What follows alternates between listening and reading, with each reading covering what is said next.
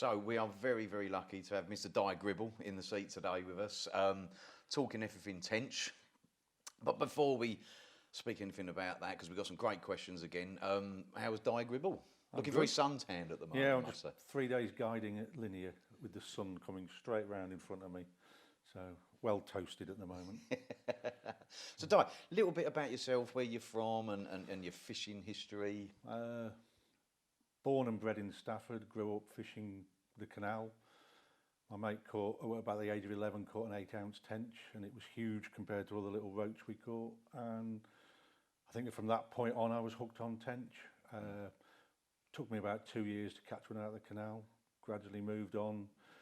Saw some pictures of green and yellow monsters from Wilston in Fisherman's Handbook in my teens. And then, luckily enough, got membership of a local club, GEC Angling, the local works club, had a big mere, held the British bream record at the time, and it also held some very big tench. And after much effort, we finally caught one. It took me about 3 years. My mate caught one on our first trip, so it was, but it was proper early specimen hunting, and they've been my favourite fish ever since.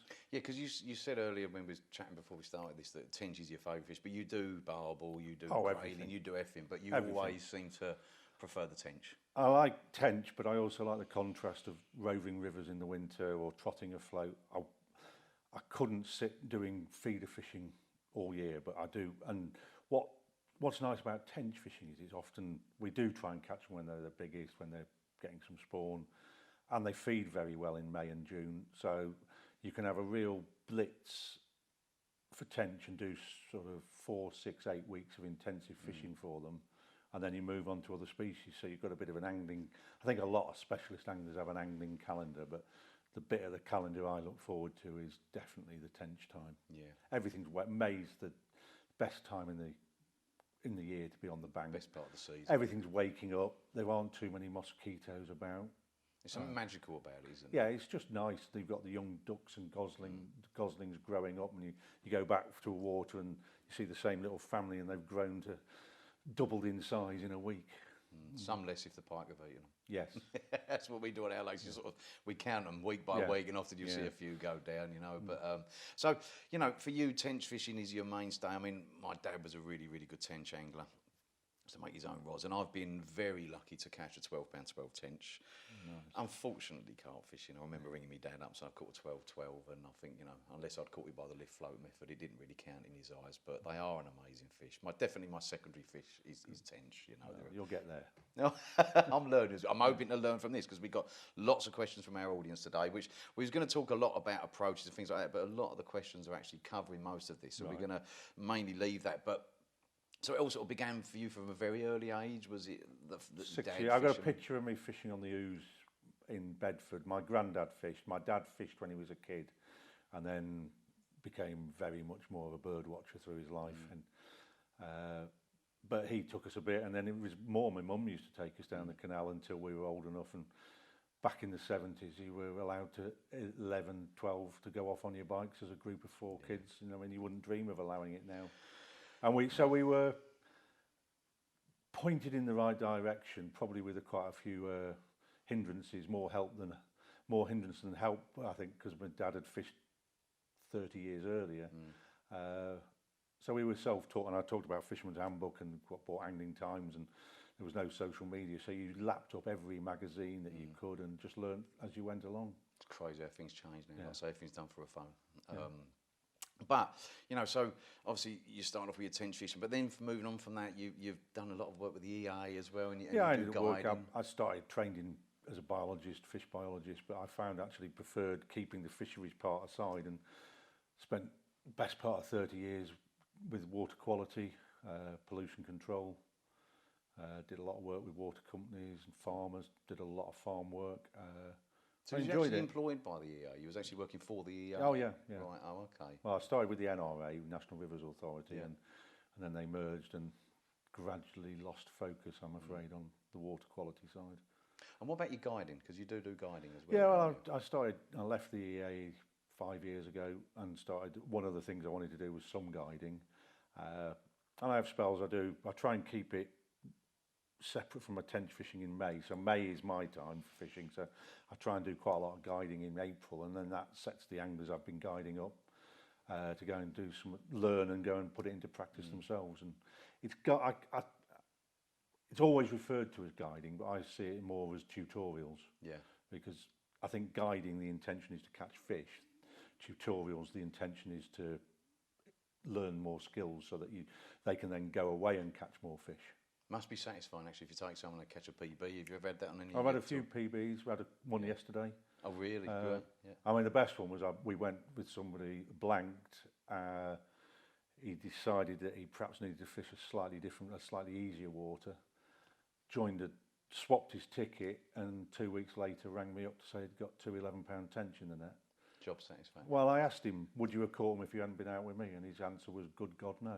So I'd done something right. He was happy. And it's great when you get that feedback. Yeah, yeah. And you do a lot of this at linear, you were saying as well, quite a lot of your yeah, I mean, I spent 4 years on linear, and it completely changed my approach to fishing. Well, not completely my approach, but because there's a lot of tench in linear, you learn how to catch them, and you can't learn if you're only catching one fish every 2 weeks, because you don't know whether you're not catching because of your methods or because they're not in the right place or they're not feeding. Whereas if you're on a water where there's plenty of fish, if you're not catching, you're either in the wrong place or your rigs are wrong. Because if you've got fish in front of you, you should be catching them. Yeah. So I spent a lot of time. I caught literally hundreds of tench in 4 years at linear, and got to know them. I mean, I know, and a lot of people I've guided there because it's good. There's lots of swims. They've been reluctant to go to linear because, it's a bit of a circus, or it's too busy. But they've never been there. And then they come with me because I convince them it's got all we need for guiding. And they go, it's not like I expected. It's much nicer. And they end up going back there and fishing it quite a lot. Yeah. So you've got sort of tench in rivers, estate lakes historically, and gravel pit. What would your go to? What do you prefer fishing the most out of those sort of three options there? Well, my syndicate Cotmeres are one of the meres. It's very silty. There's no bars. It's just like a big saucer with very soft bottom. And I'd grow that. And if I could only fish for tench one place, it would be that off the boat there in June. But I also enjoy fishing gravel pits because the size of tench is so much bigger. The options are so much greater. And I've fished gravel pits in quite a few places now: Oxfordshire, Cambridgeshire, Norfolk, Kent. And it's not nice to fish different waters. I mean, they're all similar in some ways, but every gravel pit is different because they've got different features. And gravel pits, there's something nice, the gin clear water. You see the fish when you catch them coming up through the water. Tends to be very dark in them as well, don't they? Where there's a bit of suntan, shall we say. So in terms of your approach, I don't want to go into too much because we've got some really good questions down there. But obviously going back years when my dad used to tench fish, it was all via a float, lift float method. What's your sort of main approach now? How would you generally fish for them? Well, putting Cotmere aside where I fish off the boat, and I always float fish with a one rod at least, on gravel pits it's feeder fishing. And I'm not in a position where I can do short sessions because there aren't gravel pits near me. So I'm travelling, most of my waters are sort of somewhere between 100 and 200, 180 miles away. So I'm going for 3 days, and you can't float fish effectively with that. You most of the time you're going to be feeder fishing, watching a float for that sort of length of time. And it would be easy to put the float rod in and say, if I get a chance and get in the right swim. But margins are very good, but the problem with float fishing on a lot of big gravel pits is you've got so much undertow and weed drifting that it's very, very difficult. So I just sort of park my float fishing and do that off my boat on Cotmere. And when I'm actually gravel pit fishing, I'm feeder fishing almost exclusively. Is it like on a 2-rod setup normally where you have two or three rods? I mean, my preferred, if I had an ideal situation, I'd have 2 rods on what I call the main swim, and I'll bait that, and then I'll have another rod that I'll fish on perhaps a smaller swim and just bait that through the feeder. And it's amazing how often that the one that's had just the bait through the feeder is actually more productive. So, but you've got both choices then. It's very similar, sort of like some ways we fish for carp. You know, It two is, on yeah, the it's money, very- one, yeah. one off of that, and often Very the one that you say similar. is off will often sometimes do with the bigger fish. I mean, they're just fish, aren't they? I Yeah. mean, they're different species. Obviously, Tench are better, but Yeah. No, they are a beautiful yeah, fish. Trust me, they are. But yeah, it's you're fishing for. I'm fishing for small numbers of bigger fish. I don't want to catch 5 and 6 pound tench. Exclusively, I want to be on a water where there's a chance of at least a double. A double, yeah. In terms of how you fish for them, you know, from what I see these days, is a lot of specimen angling is almost getting a little bit like carp fishing, but refined in terms of the way you find the fish. You know, there's lots of gadgets out there. So do you use marker floats, spods? Oh yeah. Marker. I mean, the marker floats are there to find the features, not the fish. So it doesn't matter what fish you're fishing for. You need to get the best out of it. You need to know where the bars are, where the humps are. Tench are very much a fish that seems to be attracted to features in a lake, whilst bream might be quite happy in open water or big plateaus. The tench seem to be a bit like lambs in a field. If there's a tree stump or a hay bale, they go and jump on it. They want to play.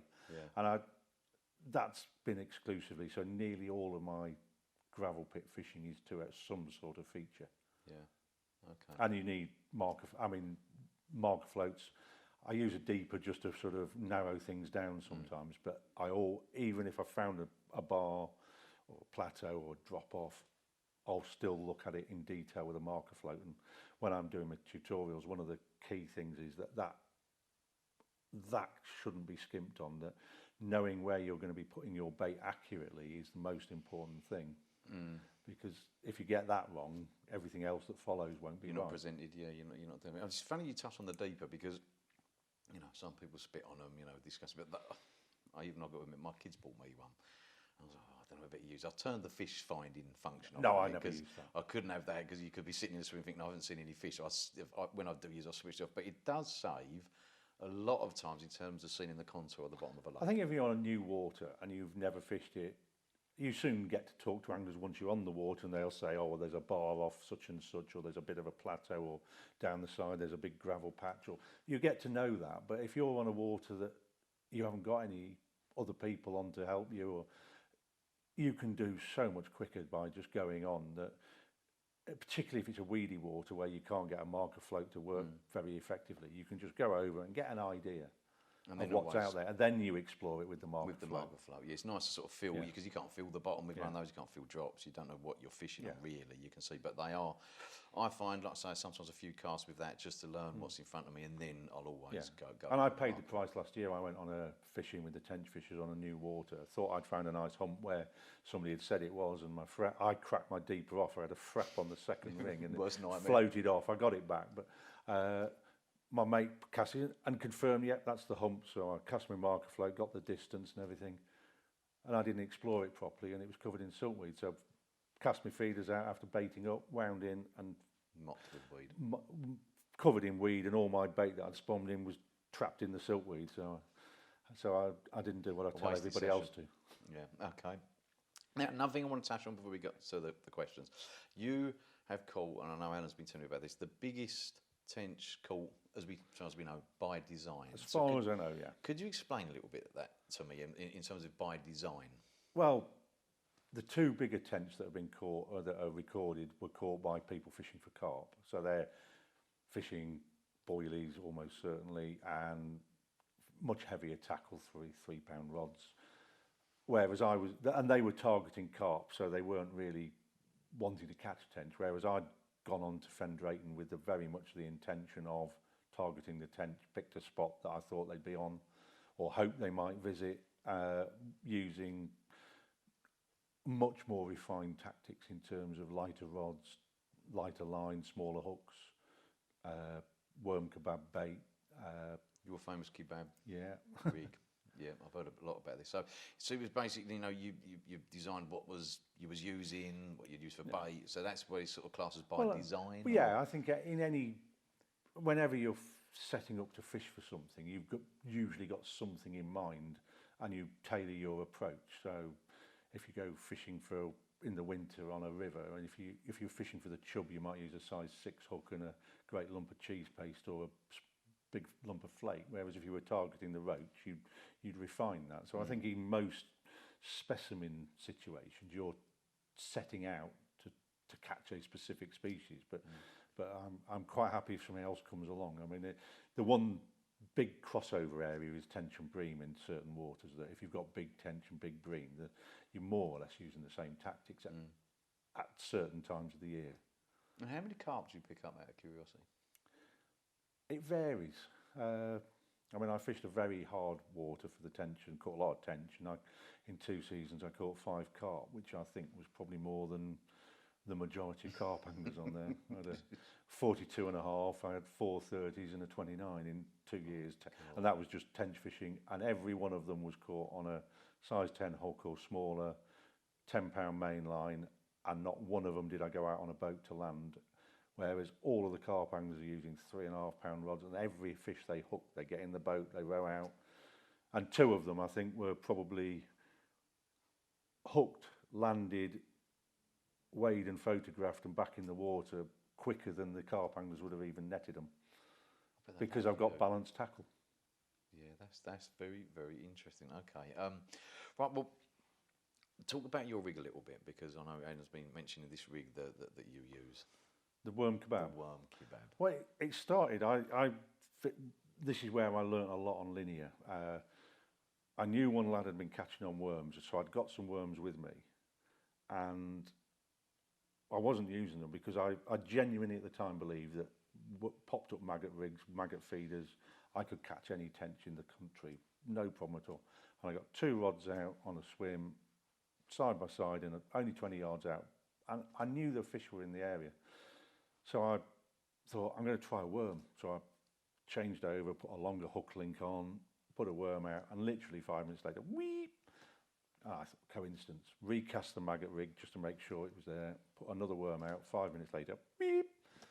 So I started fishing worm quite a lot, and what I found was that there were a couple of fundamental difficulties, that if you fished it on a long hook link, the worm would crawl around, the whole worm, and I actually on one occasion wound in and the worm was in the feeder.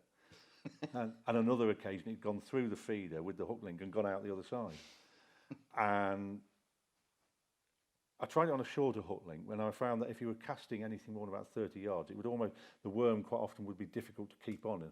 You'd hook it quite well and then it'd catch, I don't know whether it caught the main line. Is this a whole worm that you're whole putting on worm, it? yeah. So it's not chopped down, it's so it's a whole what worm. I did was I thought, well, I just was thinking ways of keeping a worm on that you could give it a really good cast at, say if you were fishing at 50 yards. And I just thought, well, what about sections of worm on a hair stopped with a bit of foam? And it evolved from that. So it started off with trying to pull a braided hook link through and thread a hair stop through a loop covered in worm guts. And then I started using the quick stops. And I found that it worked well with mono rather than braided hook link. So it works really well on the heli rig. And I got a point where it was just so efficient. I mean, one day on Manor on the worm, I caught 39 tench in the morning. Good God. It was just great. And a lot of the carp anglers, I think, are using them in the matches now. All stemmed from the tench anglers. The tench anglers picked up on it, and they were catching fish like kempies got caught twice by tench anglers, 40-something pounds on Manor. And a few of the carp anglers suddenly twigged that actually there is life beyond boilies. Yeah, well, it was maggot for a while, obviously, and maggot's still popular now. But like I say, last few years, it's definitely been chopped worm, because it's such a natural bait as well, isn't it? And obviously all the smells that go with it is an ideal carp bait. I mean, I use it with a feeder with very finely chopped worm, and the tench can't get at it. I cut the feeder slot so that worm comes out when I move the feeder, but whilst it's actually sat there fishing, you've got this great ball of smell coming out, and the first thing they can find that they can eat is your worm kebab. Yeah, they're on it straight away. Interesting. Okay, so just quickly, we're going to go into the questions in a minute. One thing I want to ask, do you still enjoy fishing now as much as you did when you was younger? Is it still, is the passion still there? Yeah, I mean, you get excited, and particularly when you get to a new water. After the 4 years on linear, I got to the point where I wasn't getting excited when I got a bite because I'd caught so many fish. I wanted a different challenge, and I moved on. And if I had, and I don't understand how people fish the same syndicate lake year after year, catching the same fish. I mean, I've got a new water this year that I'm really excited about. I don't know what's in there. I don't know how big. I know there's big tench, but I don't know how many. I don't know how big. A new challenge. Yeah. And it's a challenge, and it's just Yeah. And if I wasn't excited and didn't enjoy fishing, I'd go and do something else. And I hear regularly people say, "Oh, I've lost my fishing mojo." Well, you don't have to go fishing. I know, probably as a Gardner employee, you don't want to hear that, but if you're not enjoying it, do something else, because go away from it. You'll come back and you'll want to go. Yeah, it's if you're not looking forward to getting the car loaded and driving and going and doing what you do, why are you doing it? Why are you doing it? Yeah. Okay. Well, look, we've got some very interesting questions to ask you. So I'm going to get the sheet out. We're going to ask you these questions. Right. So, Dai, question time. And we've got some really interesting questions here.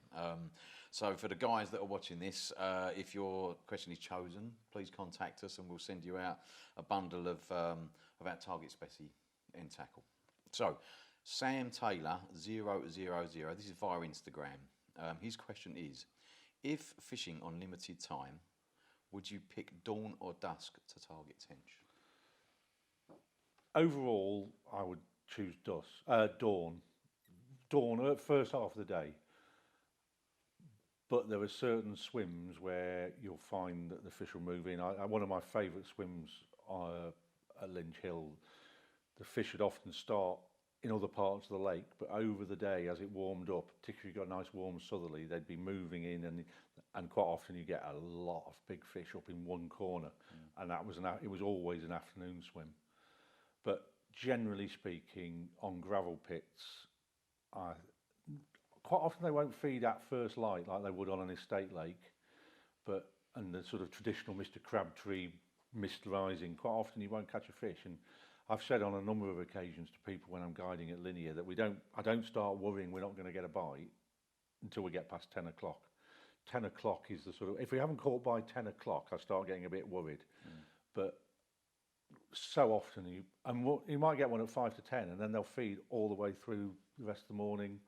So, but overall, I think mornings would be definitely my preference. Okay. Is it with something like that? Do you tend to choose an area where the sun hits that bank first? Do they sort of tend to magnet towards? No, we talked earlier about features, and I've found with tench that they tend to, for whatever reason, be in a particular part of the lake because they want to be there. That with carp and bream, you can pre-bait and condition them to visiting an area more often. With tench, what I've found is pre-baiting will work in terms of drawing fish into an area where you've put your bait, if they happen to be in that part of the lake. But if they want to be at the other end of the lake, they won't. You can pre-bait and you'll end up with a just increasing pile. They won't move. They seem to, and there doesn't seem to be any particular common factor that I think as it gets warmer they like the shallower water. But because every lake's different, that the light, if the west end or catching the early sun from the east might be really deep, so that's probably not going to be a good place. So I think it really is find out what works on the water you're on. Okay. And with tench, like I say, historically, you're saying mainly mornings is probably the better time of any, or a little bit later into morning. But do you find with tench that they often sort of go off the feed during the day a little bit, and then there's a set sort of times almost? I know you showed us a picture not long back where you was guiding with someone, and you literally, the guy had to take, and you've got your watch in front, because you said to him 10 o'clock, and you've got a photo of you with your watch at 10 o'clock. At 10 o'clock, exactly. Yeah, I mean, very rarely will you get a day when you catch really well all the way through. I mean, my best day on Manor, for instance, I started catching at 5:15, first cast of the day, within about 2 minutes, and caught constantly. I ended up with 39 tench by about 1:30, and I wanted to stay on, and I stayed on another hour and a half to try and get to it. Just 40 seemed a nice round number, but I never got there, and in the end I went home. But they fed for seven hours, which is probably longer than you'd normally expect. You often get, on gravel pits, I think you get small pods of fish that move around, and you'll catch 2 or 3 fish, and then you'll have an hour or two quiet, and then either the same pod or a different group will come in.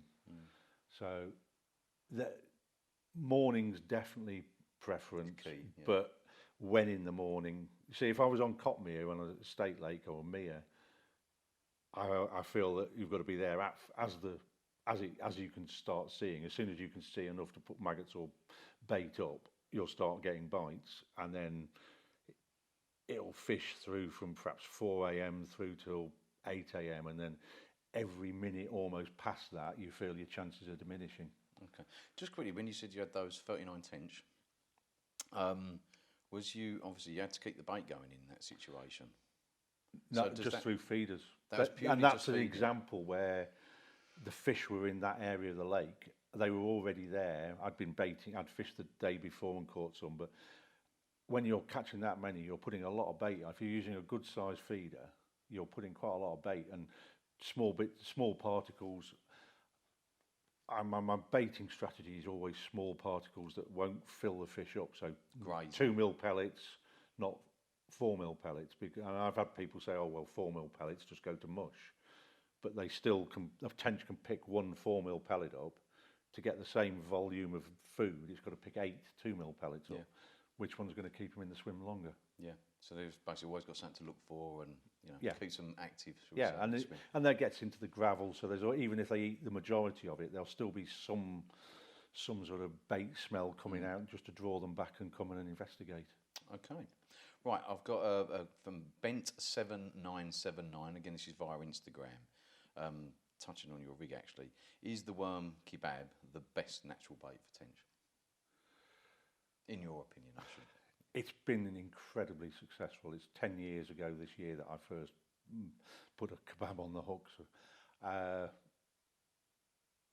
The majority of the time, but there's nothing is best all the time.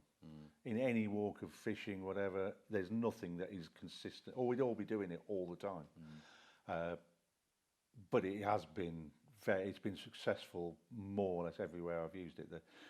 But it's no good if you're on a water where there's a lot of little perch or rudd. Rudd are a nightmare with it because they've got quite tough lips and they can almost strip the worm kebab off the hair before the feeders hit the ground, hit the bed of the lake. And so in those situations, you just can't. But you probably couldn't fish maggots in that situation. So it's either enterprise artificials.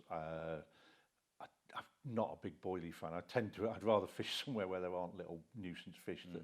I don't like calling them nuisance fish, but they're a nuisance when you're tench fishing. So if you're fishing for them, nuisance fish or whatever, but when you're fishing for tench. I don't like the term. No. Okay, interesting. So we've got another question here from Dwarf Chucker 74. This is via Instagram again. What would you say is the best method for targeting tench where bream and carp are the dominant species? That's a good question. It is a good question. Probably trying to pick areas where the tench are more prolific, which will be often closer in. Depending how many tench and bream, carp and bream you've got, it might be that the tench are much more marginal feeders or fishing closer in. The bream certainly seem to like being away from the bank. Fishing features but obviously the same features might attract carp. The one tactic that does work if you've got a lot more carp is that if they're bigger carp, they often are more wary. So cautious, more frequent casting, for instance, might just deter the carp and allow the tench to come in. So that won't scare the tench? I've found tench don't seem to be scared by casting or... if they're not used to a spom, I wouldn't want to spom over them. But where they're used to it and they've learned that it's just delivering food and they don't get hooked because there's a spom going in, it works. But when I was on Fendraden, for instance, all the carp anglers who've been fishing there have been using a boat and they'd be boating out and dropping baits off the boat rather than casting. So, and all their bait would be chucked in by hand. So if you started throwing a spom in there, I'm quite sure that the tench would be thinking, what the hell's going on here, and get out of it. But on somewhere that's more busy, and if you can find me a water with lots of bream and carp and tench that isn't busy, please let me know. The likelihood is those fish are being fished for, and there'll be a fair amount of bait going in. The tench seem to be, quite often a spom will land in the swim and it will trigger a bite. I did a DVD a few years ago where I literally got the spom out, and on winding the third cast from the spom, I get a bite. Right. And And it can be quite a good tactic of bringing the tench into the swim. If you know they're in the area, get some bait falling through the water, and it just triggers them to feed, even though there's a load of bait on the bottom already. So hopefully this will scare off some of your carp and other fish, and fingers crossed the and avoid really heavy baiting, and that's where somewhere, for instance, where the sort of one on the side with just the bait, just the feeder, casting onto a smaller spot that perhaps isn't so popular with the bream.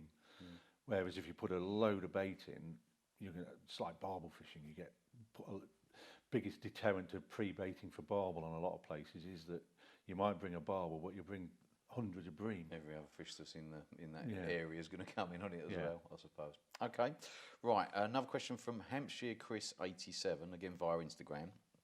At this time of year, do you think the tench are quick to follow a new wind, or do they prefer to stay in certain areas? I've had occasions when I do think they will. If it's a warm wind, there's a fairly good chance, particularly as the water's warming up, because the warm wind, warm water is going to be more buoyant, so it will be moved and taken. So it will be warmer water that they will move on, and definitely worth looking. But it's not. It wouldn't be the only thing. If it's blowing into a deep section where there aren't any features, it might not be the best thing. Which is a bit like what you said a minute ago, actually, because they do like their features, so worth investigating them. Yeah, definitely. I would be inclined to say yes, a good, nice warm wind blowing is a good thing to be on the end of, but it isn't the only thing I'd be looking for. And as you get to know a water, you sort of get a good idea of where the tench will be in certain conditions. But if you've got a nice warm wind blowing into a sort of shallows with plenty of features, yes, definitely. Okay. Right, I've got Mr. or Emma or Mr. Paul Cake. This is via Instagram again. If your fishing time is limited to only shorter day or evening sessions, what would you do to help maximise your chances of catching tench on a well-stocked but weedy club water?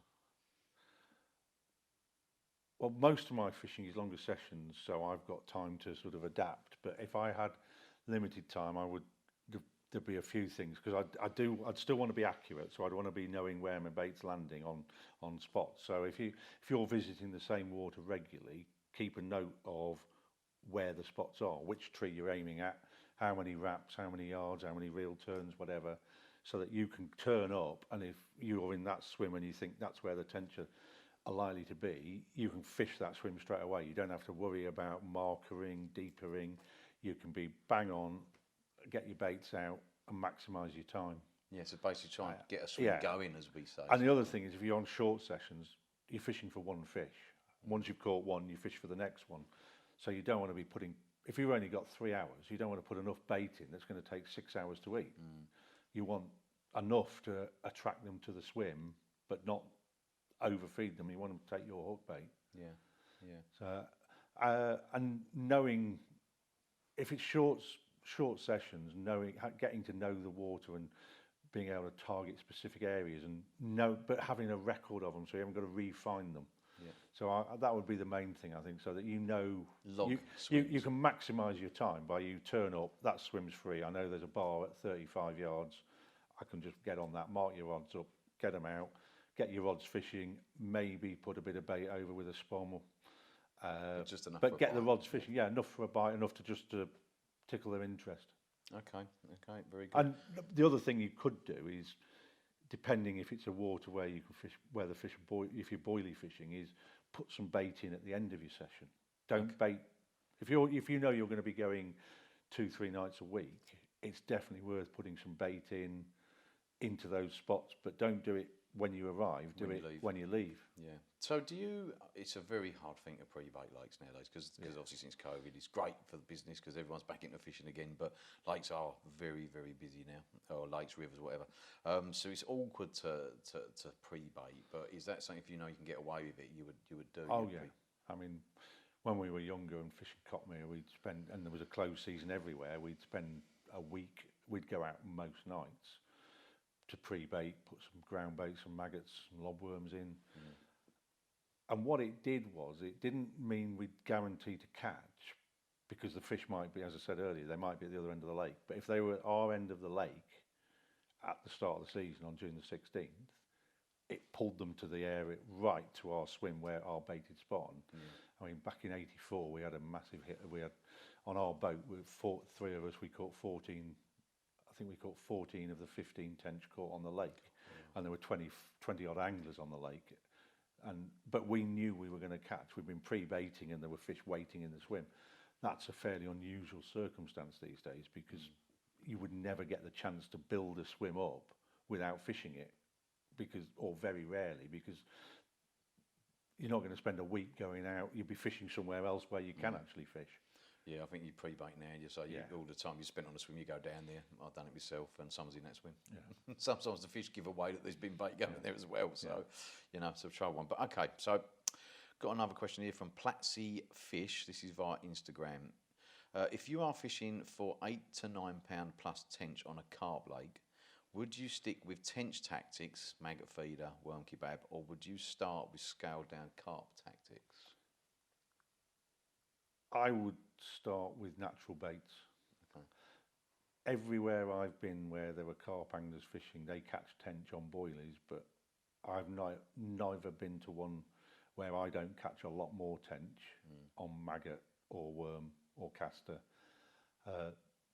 In terms of tackle, it would be scaled down carp tactics in terms of GT80, GT HD 12 pound line, or the Pro 10 pound line, that sort of thing.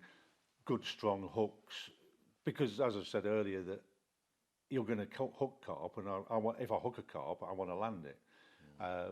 So you probably might be just stepping your tench gear up a little bit, because you know you're going to encounter carp, but it doesn't stop you catching. A size 10 wide gate hook is perfectly strong enough for tench, and matched with the right size bait, balanced bait, it doesn't stop you catching the tench. So I think you've got to have an awareness that you might encounter carp, but you certainly, in terms of bait and baiting method, I would be going in a lot more bait, a lot more small particles. And just refine things. But I'd be using maggots and worms, unless, once again, you've got the problem with little perch or eels or something. But generally speaking, for better or worse, cormorants have meant that small fish in big open gravel pits are a rarity.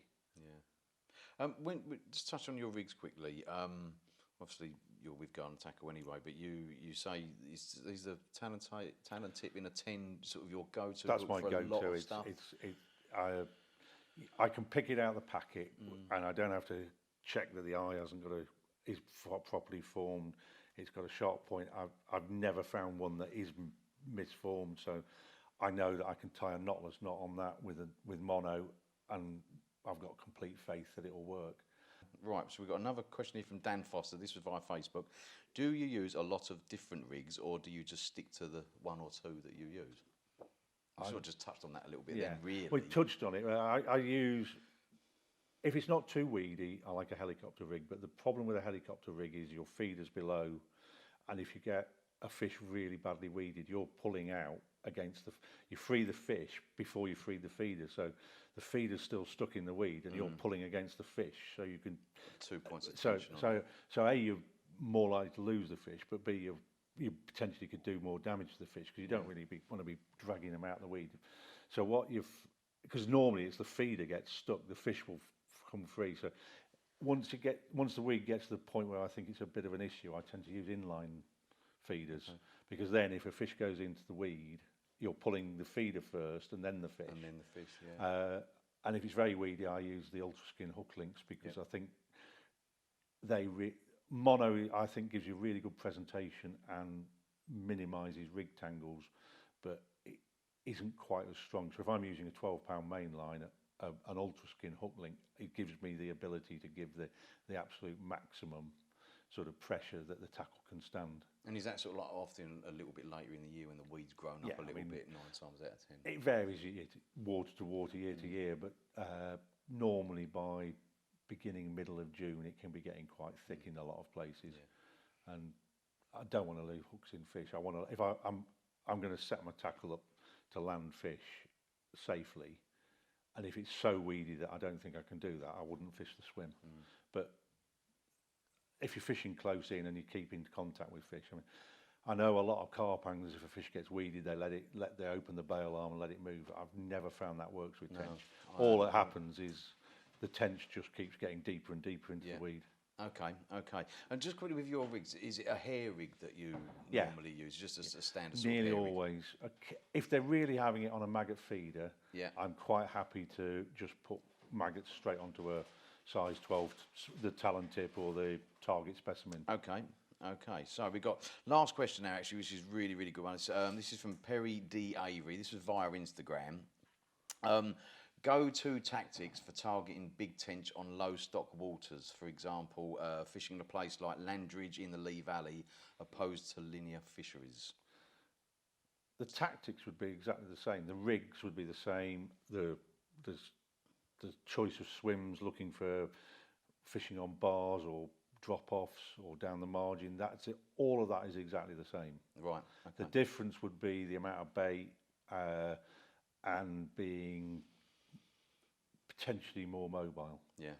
I mean, the problem on linear, I'm not giving any secrets away. Often you haven't got the option to move because you get a swim and that's the swim, and they even have a booking system now.